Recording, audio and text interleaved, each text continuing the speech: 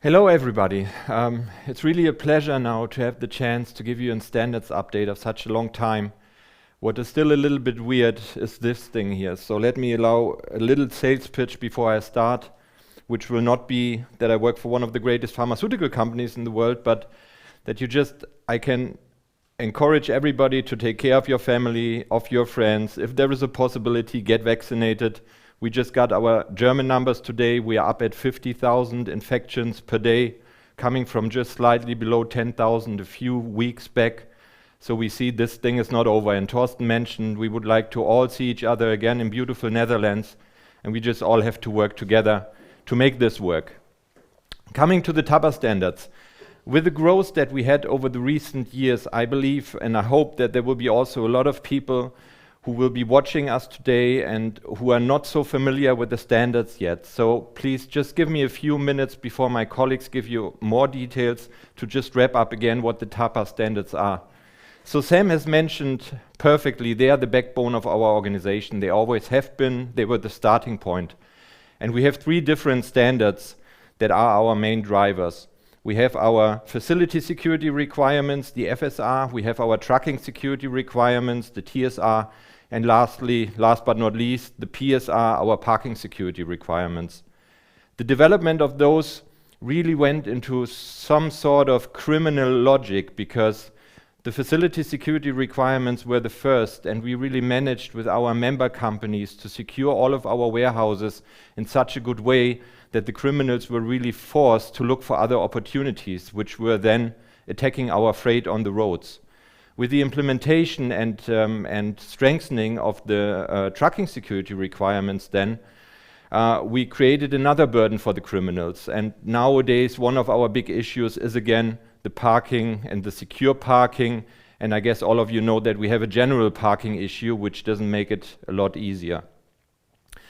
For all of those three standards, we have three different levels. For the FSR, it's called A, B, C, and for the TSR and the PSR, it's 1, 2, 3. A and 1 being the highest level, and that already gives you an indication that you have full flexibility with your logistics partners, with your manufacturing customers, to really decide on what is the best suitable level for your business and to what extent you want to secure it. For all three levels, we also have a self-certification option, and that would be the C level for the FSR and the 3 level for the TSR and the PSR, which would allow you or give you I wouldn't call it an easy entry, but it would give you an access to the world of TAPA certification and just being proven that you've an accredited person working for your company and that you're accustomed with the standards. With the standards development, what we've been doing over the years is naturally listening to our member base.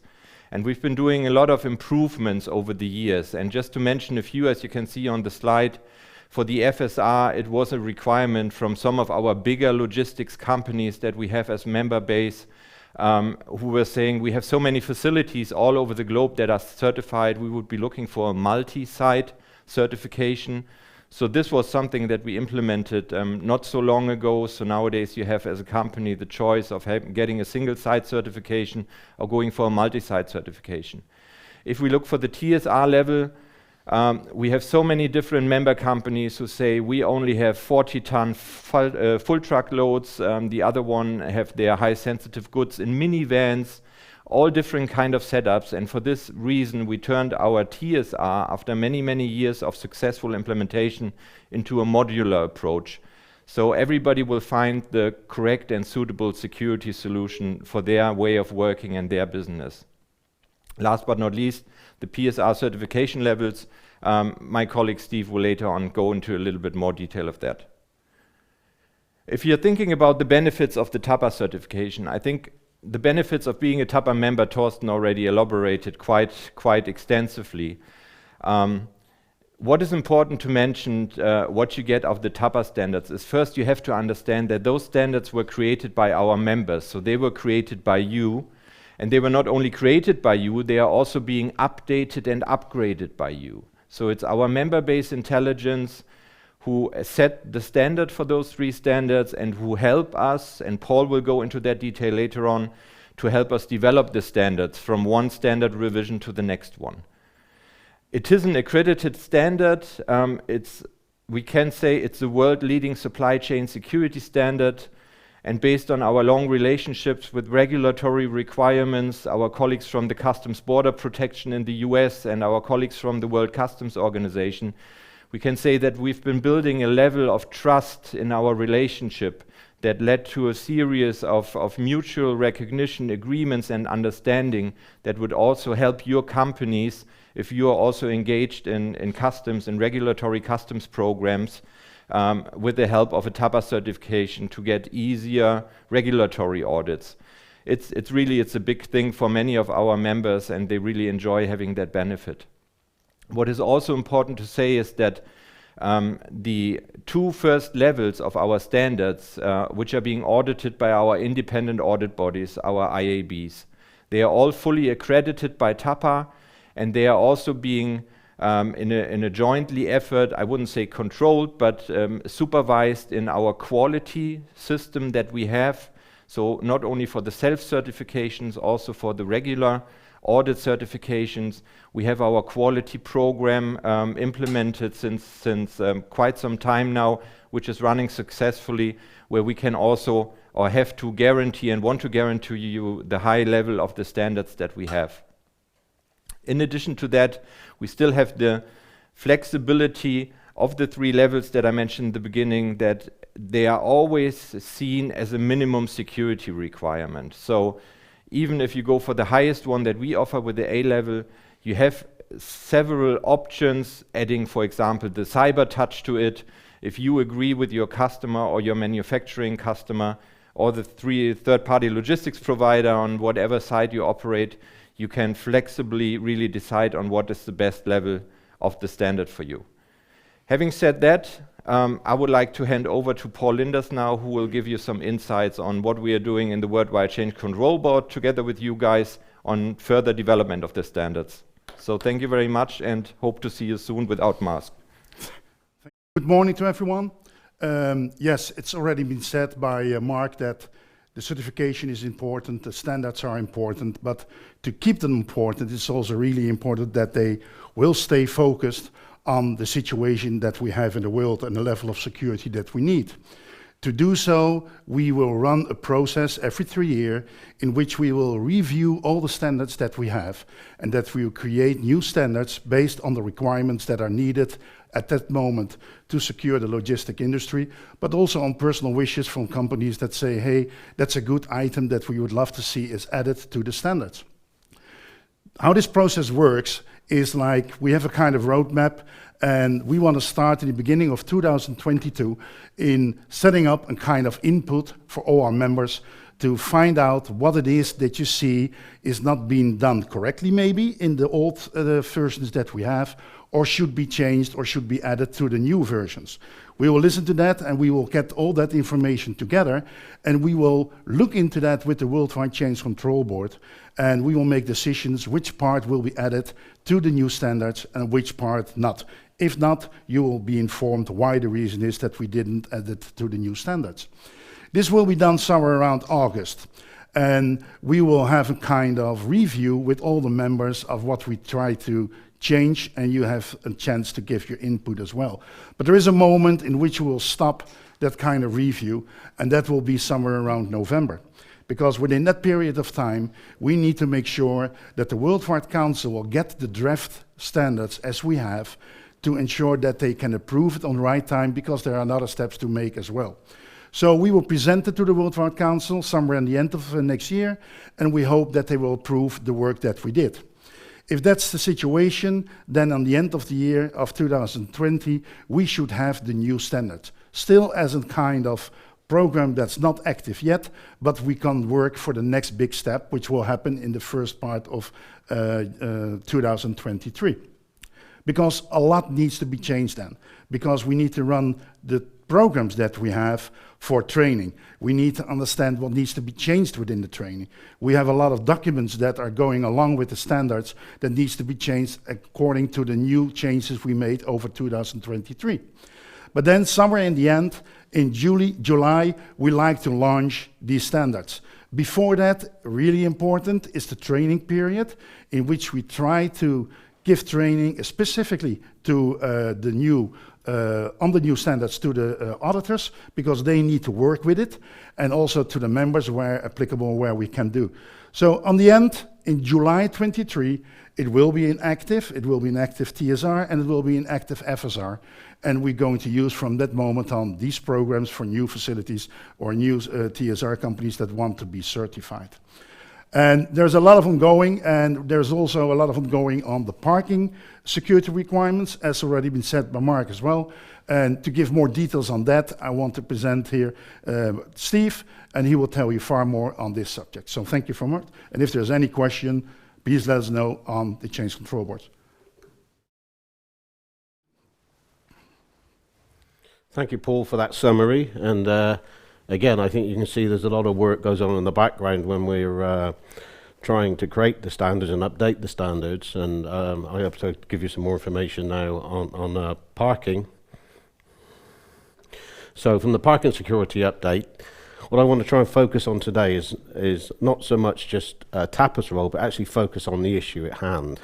So from a background point of view, as you can see from the slide, there, you know, the issue with parking is the lack of parking or lack of adequate parking that gives you the safety and security confidence to use these facilities. As you can see there, nearly 60% of all cargo security incidents occur in unclassified parking areas.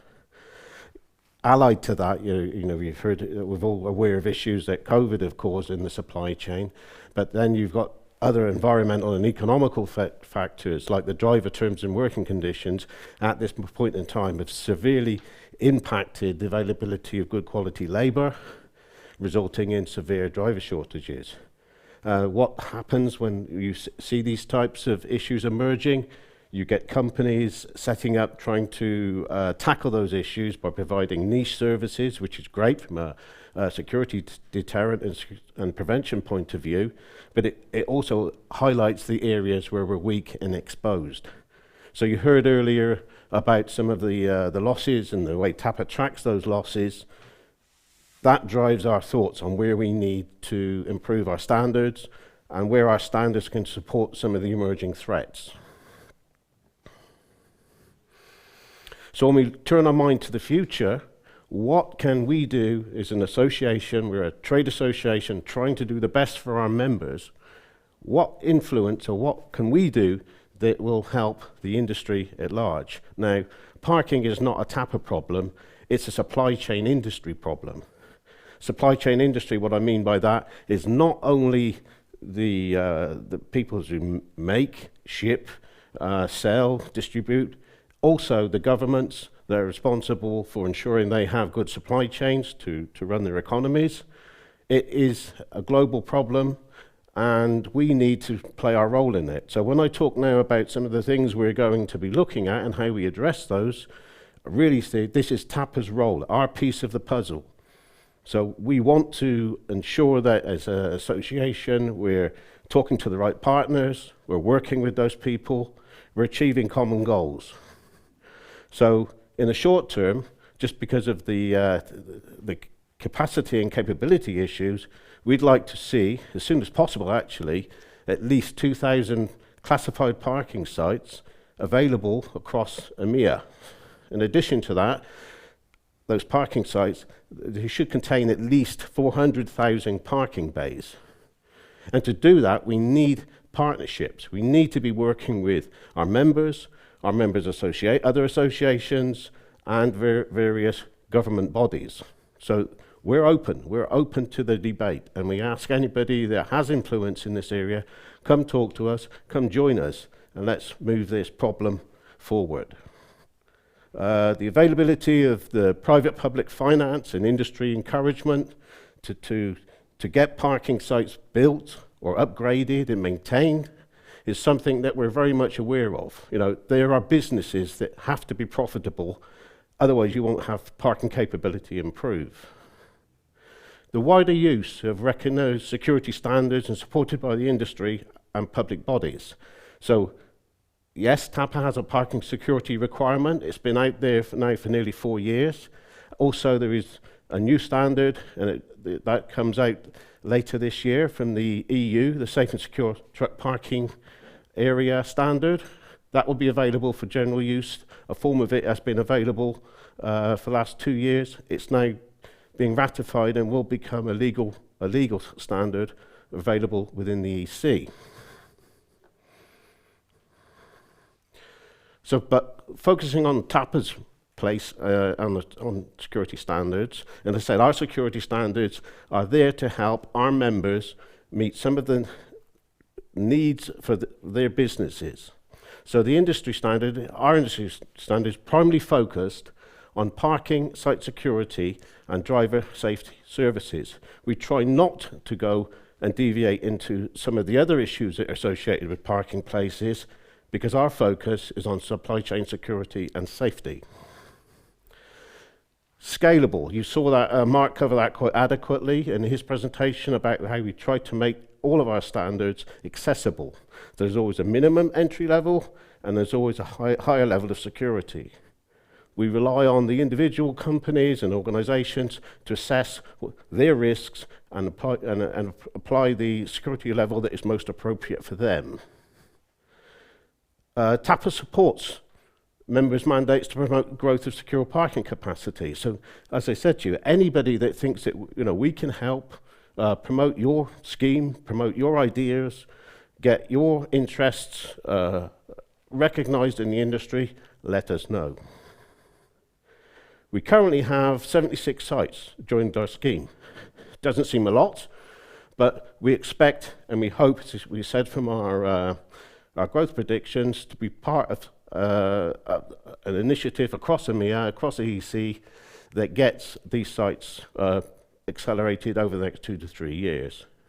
We currently have in our scheme over 7,000 parking bays that are covered by our scheme, and again, we expect significant growth in the coming years.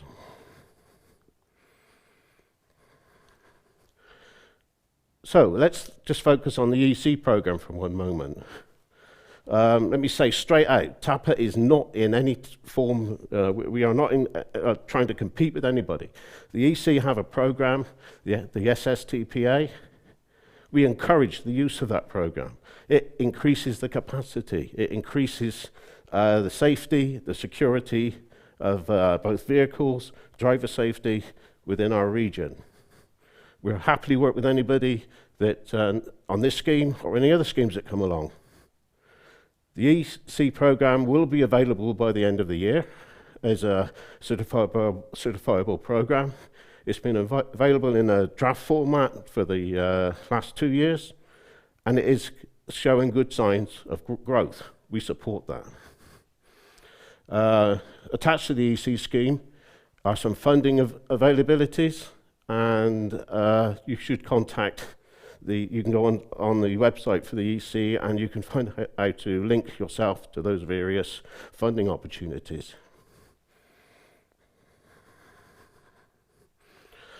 Finally, as I've already said, the achieving 2,000 certified parking sites and the 400,000 parking bays is the industry challenge. TAPA will play a role in that, and you will see more updates from TAPA over the coming months, years, as we try to make this happen.